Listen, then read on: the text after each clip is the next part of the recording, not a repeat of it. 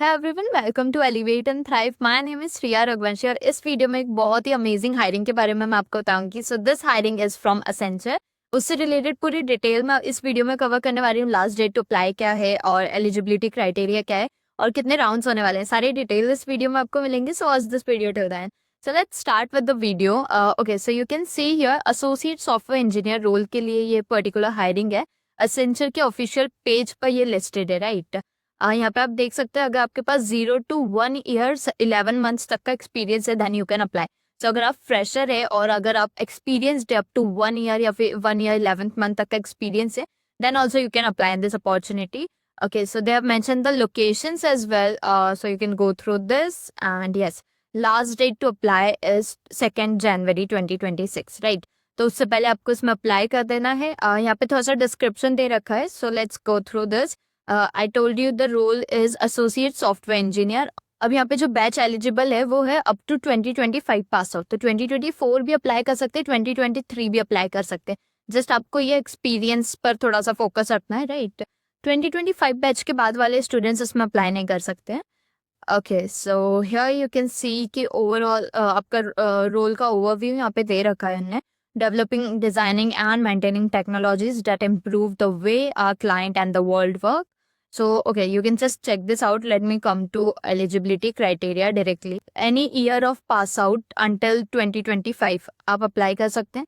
Highest qualification they have mentioned B, B.Tech, all branches are eligible. ME, M.Tech में भी सारी branches eligible है।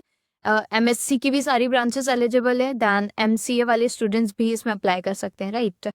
Okay, सो online full time education होना चाहिए। आपने पार्ट टाइम या डिस्टेंस एजुकेशन की है तो आप इसमें एलिजिबल नहीं है। Candidate should not have more than 23 months of full time experience. So more than 23 months का आपके पास एक्सपीरियंस है तो आप इसमें अप्लाई नहीं कर सकते।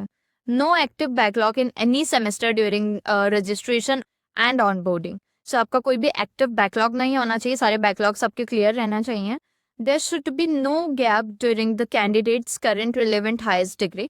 सो कोई भी एजुकेशन गैप नहीं होना चाहिए आपका। यहाँ पे उन्होंने एग्जाम्पल के साथ मेंशन भी कर रखा है कि B.Tech must be completed in 4 years and dual degree जो है आपकी 5 years में ही कंप्लीट होनी चाहिए। Okay, so candidate should not have appeared for any Accenture recruitment process in the last 3 month।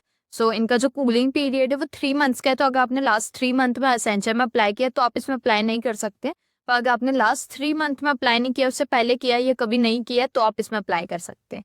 Candidate must be eligible to work in India either by citizenship. Okay, so it's all about कि आप India में work करने के लिए eligible हैं या नहीं। Okay, so let's directly come to the assessment process. So यहाँ पे कितने राउंड्स रहने वाले हैं ना यहाँ पे मेंशन कर रखा है। हम सारे राउंड को अच्छे से डिटेल में कवर कर रहे होंगे। ओके, सो जो पहला है वो आपका है मॉक असेसमेंट। तो मॉक असेसमेंट में कुछ आपका हो नहीं रहा होगा, इसमें आपका सिस्टम चेक होगा, आपका हार्डवेयर और सॉफ्टवेयर जो वो कंपेटेबल है कि नहीं, जिसपे आपका ये राउंड्स होने वाले हैं, राइट। सो इट्स जस्ट कि आपको पता चल जाए कि कैसा क्या इन्वायरमेंट रहने वाला है टेस्ट में, right. Then the first round is behavioural and cognitive assessment. तो ये 40 minutes का राउंड रहने वाला है, जिसमें आपको आपका बिहेवियरल असेसमेंट जो रहेगा उस पर आपकी पर्सनैलिटी पे फोकस किया जाएगा।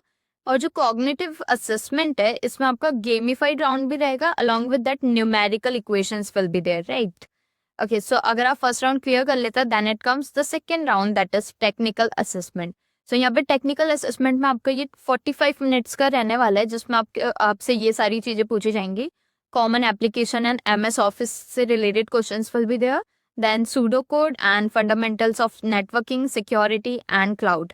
देन कंप्यूटर साइंस में बेसिक्स ऑफ प्रोग्रामिंग कंसेप्ट आपको पता होना चाहिए, right. So this was all about the technical assessment. Then it comes the coding assessment. अब कोडिंग असेसमेंट में आपको मिल रहा होगा 60 minutes का टाइम, और यहाँ पे आपसे पूछे जाएंगे 3 questions, one from front end then back end and then SQL, right. So तीनों चीजें, that is full stack cover हो रहा है। सो अगर आप फुल स्टैक वाले स्टूडेंट है तो बहुत ही अच्छी अपॉर्चुनिटी आपके लिए। बैक एंड में इन्हें लैंग्वेजेस मेंशन कर रखी है, Java, .NET, Python, C++ and C#। Then database में they have mention SQL and front end technologies में HTML, CSS and React.js, right. तो इनमें से आपको ये सारी टेक्नोलॉजीज से आप फेमिलियर हैं तो it's a great opportunity for you. Okay, so round 4 जो फाइनल राउंड है, अगर आपने कोडिंग असेसमेंट क्लियर कर लिया तो उसके बाद आपके लिए कम्युनिकेशन असेसमेंट बहुत ही इजी रहने वाला है। सो आप यहाँ पे देख सकते हैं 30 minutes का ये रहने वाला है। इसमें आपका वर्बल, प्रोनाउंसिएशन, फ्लुएंसी, ये सारी चीजें देखी जाएंगी। Then spoken English understanding, right. So आपको थोड़ा सा इंग्लिश पर भी फोकस करना रहेगा इसमें। Then written etiquette, content and grammar will be there, and उसके बाद आपका रहेगा फाइनल इंटरव्यू, राइट। सो ये पूरा असेसमेंट प्रोसेस रहने वाला है आपका इसमें, तो आपको पहले ही जाके इसमें अप्लाई कर देना है क्योंकि 2 January is the last date to apply. So ये पर्टिकुलर लिंक आपको डिस्क्रिप्शन बॉक्स में मिल जाएगी। कुछ भी डाउट है so you can comment in the comment box, and video अच्छा लगा है तो लाइक कर देना, चैनल को सब्सक्राइब करना मत भूलना। So that's all about this video, see in the next video.